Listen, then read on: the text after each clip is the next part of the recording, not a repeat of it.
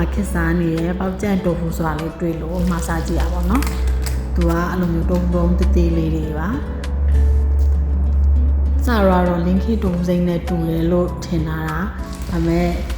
လင်းခီတုံစိမ့်နဲ့ပို့ပြီးတော့နူးညံ့ပြီးတော့တက်စားလဲညံတယ်ပေါ့နော်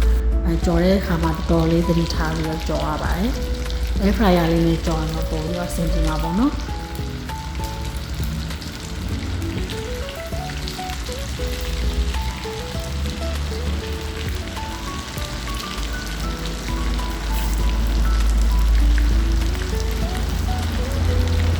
ရဲ့ရတာလေးကလိုမျိုးလဲဆိုတော့ဒီနိုဂဲတို့အုံနောက်ကိုစားတယ်လို့ပြောအင်းလေးပေါ့နော်အဲ့လိုမျိုးအရသာလေးကတော့ကောင်းပါတယ်ဒါလင်းဟီတုံစိမ့်လို့လည်းအရသာပါပြီးသားမဟုတ်ဘူးနော်စိမ့်လေးပါမလာမှုံလေးနဲ့တိုးစားလို့ရှိရင်အရင်ကောင်းပါတယ်